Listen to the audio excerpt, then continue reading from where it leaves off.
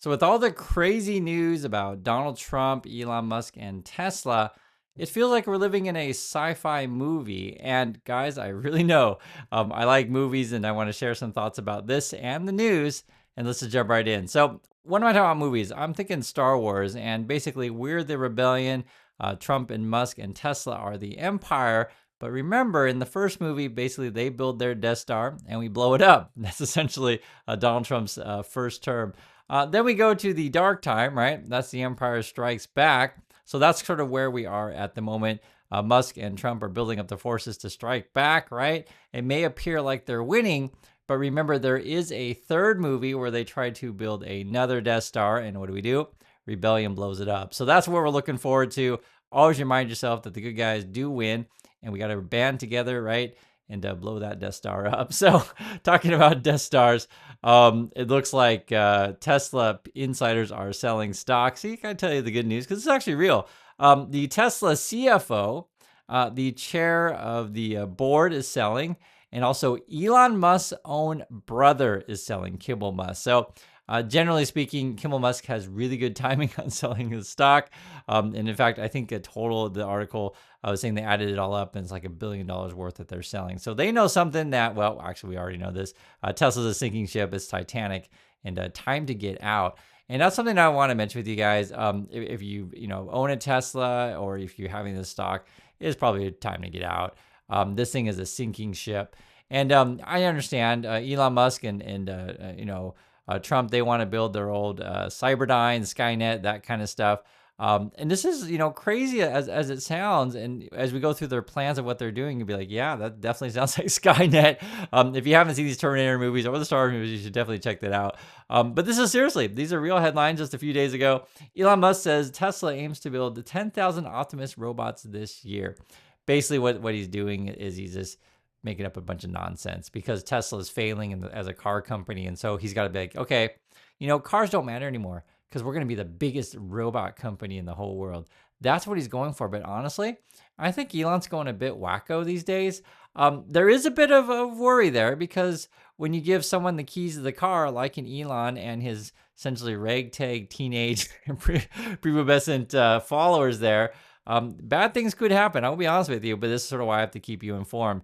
So this headline really caught my eye. It says Trump Energy Secretary allowed a 23-year-old DOGE rep to access IT systems over objections from the General Counsel. What the heck? Basically, it's the Department of Energy. There is some, no joke, nuclear stuff involved with this, but according to them, he only has access to like email and some minor systems, not necessarily our nuclear codes. But I just wonder, like, what the heck is Elon after? I honestly think Elon's after as much data as he possibly can and addresses of all sorts of employees and agents all over the world. It is very concerning, and basically he knows Tesla's failing, so he's just going for the whole 9 yards and more. What am I saying by failing? This is the headlines today, if you want to hear some good news. Tesla's China-made EV sales fall 11.5% year over year in January. You also got this. Tesla faces major sales drop in an important EV market. And in fact, it's several of the markets that they're failing. And so basically, people don't like Elon and they're selling off the cars, or not selling off, but they're not buying them and selling up the stock. So two different things. So for example, in France, Tesla sales are collapsed 63%. In the UK, down 12%. In Sweden, they're down 44%. In Norway, what is it here? Dropped 38%. In the Netherlands, dropped 42%. And we talked about before, in California, down 36%. Now, what's funny is they're trying to prop up their company by saying, oh, yeah, we got lots of new stuff coming this year. And basically what they do is they throw some renders together and promise you, 10,000 robots, 1 million spaceships, or whatever. And it doesn't matter what they say. They're not going to produce anything. It's all pipe dreams. But this is the game that Elon's played for a while, is always sell you that some new product's going to come in 2 years. And it paramounts to a pyramid/MLM type of scheme. And now you have to pay attention to this stuff, what's going on with Elon Musk's wealth, because he uses his stock to borrow essentially lines of credit, loans and stuff like that, and then uses that money to buy off politicians to put himself in the position where he is now. So we're watching a combination of a couple things: is how crazy is Elon, and will his stock and company go bankrupt? And that's what we're walking at the same time. There's Elon there, and with Trump, their own CFO that's over at Tesla said that Trump's tariffs would really hurt their business and profitability. And this is today. Elon Musk is tweeting this out, and I think the guy is going nuts. I mean, he's wearing this big MAGA hat, and he's in the White House. Look, that appears to be a real picture to me. I don't think this is AI generated. I think that's real. And when my wife first saw this, the first thing she noticed is like, are these people insane? And I think they are, to be perfectly frank. But yeah, that's Musk in the White House. He makes no bones about, he thinks he's president probably or whatever. We do feel like we're in an idiocracy kind of world. If you want to see a different, more comedy version of Sci-Fi. Seriously though, if you haven't seen this movie, it kind of explains everything, and I get the base gist of it. In the future, people are more dumb, and the government's controlled by, companies like Musk, and I guess we're all drinking Gatorade. Check out the movie if you haven't, because it just captures the world they're in, and it'll help you sort of, how can I say, attune yourself to some of the comedy that we're seeing. And guys, I know it's scary. I really know. It also is funny because like how stupid all this stuff is. Hopefully we do turn the ship around though. Like I was saying, think about Return of the Jedi. We do blow the second Death Star up, so there's that. This is another headline. All the ways Elon Musk is breaking the law, explained by a law professor. This is someone they interviewed, and it was related to the Washington Post article, which we've gone over before. I'll just say this, guys. There's too many crimes to name. The basic gist of it boils down to you're firing all of these people, right? Federal workers and union workers. Those are tough people to fire. Plus, you're doing it in crazy ways that are likely illegal. I'll say likely because we'll see how the courts decide this stuff. You're also handling data in multiple departments with people who have questionable clearances and questionable credentials. And also your agency, is this even a legal thing to even begin with, right? So there's that. There's people who are fighting against, I guess, joining the rebellion, I guess you could say, fighting against the empire. This one here says, Trump fires head of federal election panel, but she won't leave, right? And this was a quote from her. Her name is Ellen. Ellen says, I received a letter from POTUS today, so it's President of the United States, purporting to remove me as commissioner and chair of the Federal Election Committee, FEC. There's a legal way to replace the FEC commissioners. This isn't it. I've been so fortunate to serve the American people and stir up some good trouble along the way. That's not changing anytime soon. So stay strong, Ellen. We got your back. This is something I want you to understand. Not everyone goes along and plays dead.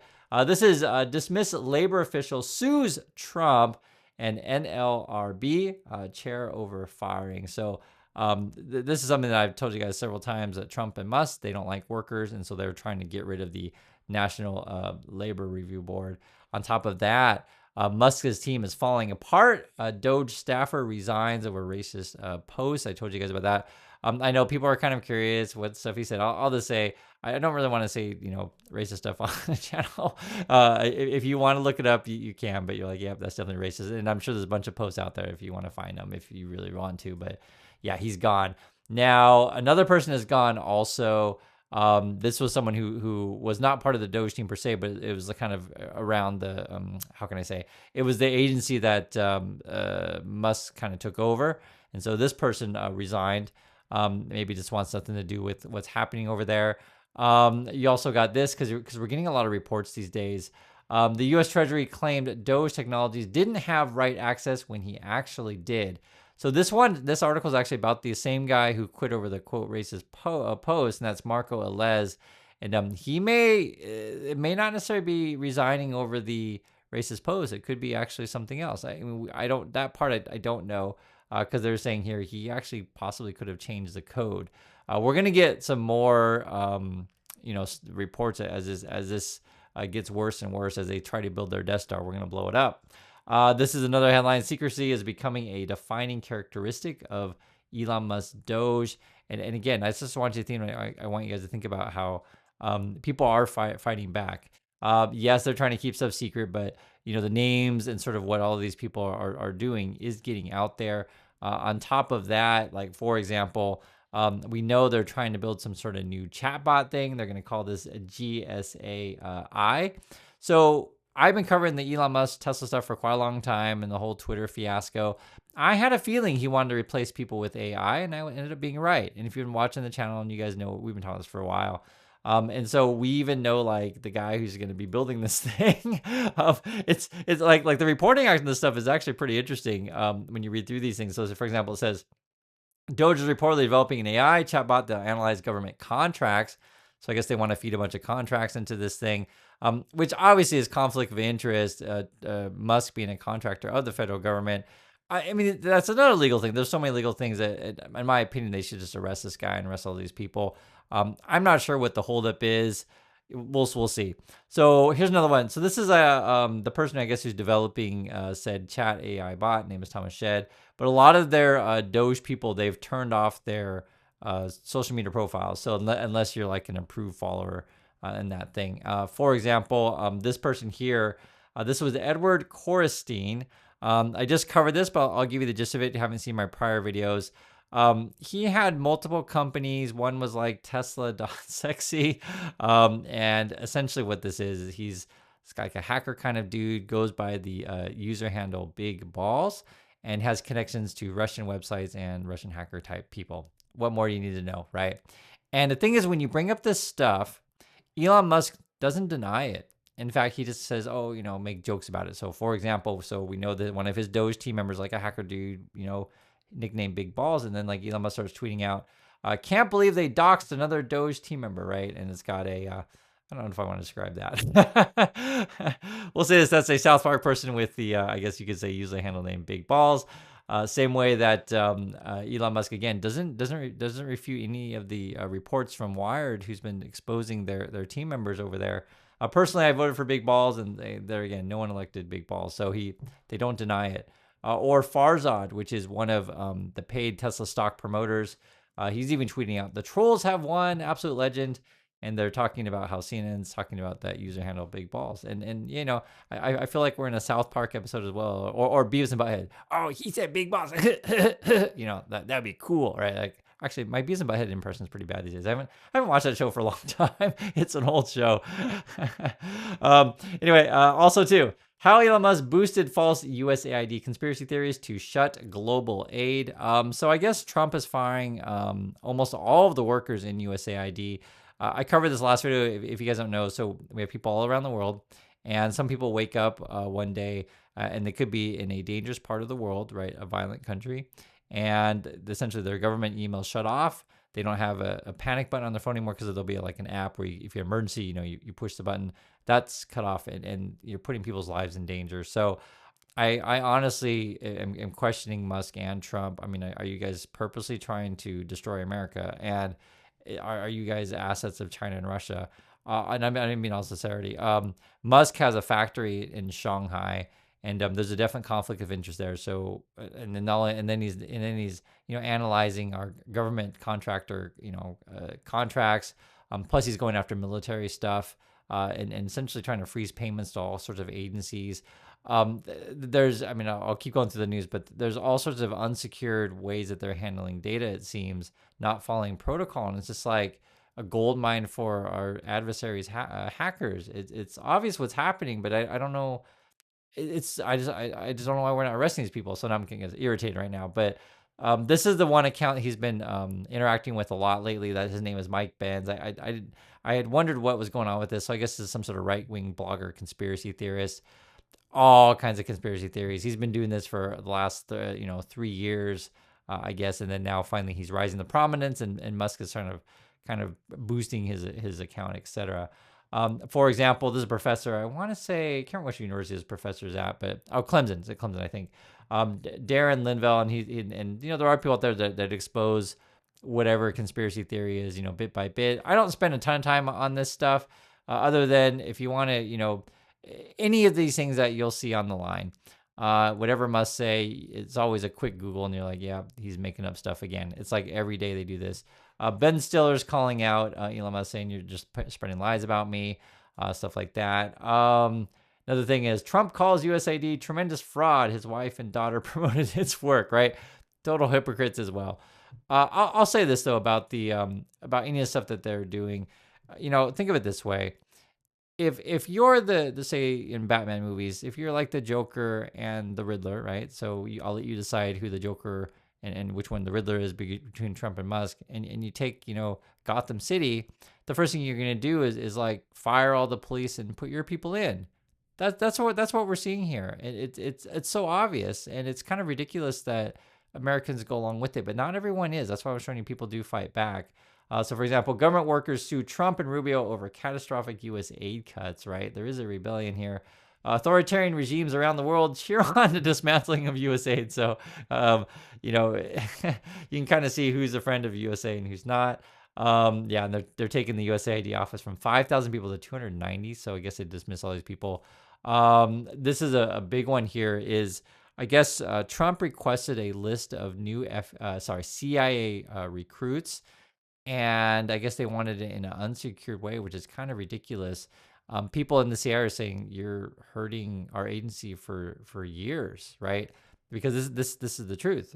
If our adversaries know who our new recruits are, then they've blown their cover already, right? And so why are you doing this in unsecured ways? That's a concern. There's a thing here that I want to make this really clear. Yes, we can have divisions and what do we think about tax cuts, or what do we think about minimum wage? And I may have friends and say on one side of the aisle or the other side of the aisle, and maybe we disagree on certain things. But my friends, I never question like if they believe in the Constitution or believe in serving the American people. This kind of stuff. Like there's certain things that like we wouldn't argue about. Like for example, national security and how you handle this kind of stuff is pretty insane the way Trumps are treating us. That's why I just wanted to have a serious talk with you about this stuff. And our CIA is like, what the heck are you doing? And it just seems so obvious that they're dismantling our national defense, national security, and just giving the world to adversarial forces. It's insane. And I'm just making it as clear as day. As I hope you understand the severity of this stuff. And they want to fire all of our CIA. CIA offers buyout to entire workforce. They want to completely get rid of as many FBI agents as possible. How crazy is this? And this is why I bring up these movies all the time. And I always talk about movies because it helps get your mind wrapped around of what's happening right now. This is a movie called 12/12 The Day. Some people said it's on YouTube for free these days. I know it's on Amazon, Netflix, whatever platform. It's a Korean movie. I know some people don't watch foreign movies, but I encourage you to learn from other countries because we're all human beings and do similar things. Basically, it's about a military coup, and you'll kind of see like who the gangsters are and who aren't the gangsters. And basically, the Trumps and us are the gangsters. And it's a good movie, and it's a true story. These are historical movies. This was the number one box office hit in Korea, and last year it was a fantastic movie. It's a fantastic movie. The Fallout movie is 1987. It sort of shows when regular people fight back. Please watch these things if you haven't had seen them. And it's kind of crazy because I'll just tell you the truth about this stuff. Elon Musk and whether or not he's working with Russian intel stuff, who knows? But we do know he boosts kind of Russian type accounts to promote misinformation. I'll just say this: he's good at misinformation. He does a great job at running con jobs. He's a good scam artist. That's what he's good at. He really is. And so when you read this kind of stuff, he says here, this is his meme post. When you're finding fraud and somebody yells stop, that's who's doing the fraud.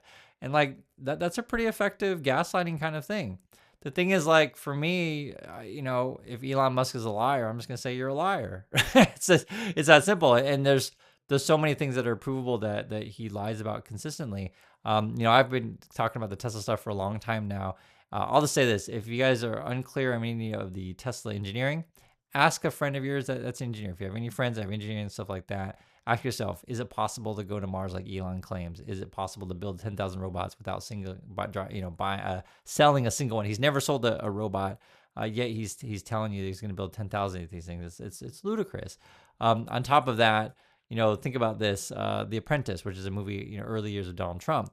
I just wanted to bring this stuff up in case you educate yourself, learn about who these people are, or something like an Enron, which is essentially what we're seeing right now with Tesla. If you know Enron, you've seen this game before.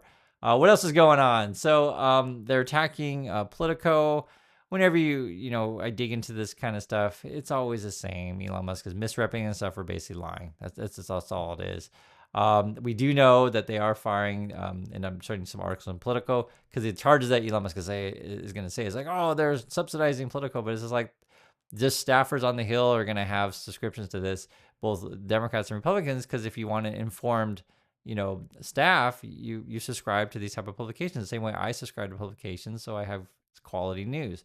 The reality is that the free news tends to be not very good. The paid news is better because it's way more detailed and it's a different audience. It's a more professionalized audience. So that's why the news you see on CNN and Fox, I'll be pretty frank, is dumb, and it's just two people fighting, and it's a different type of news than the print media that's paid. It's very, very different.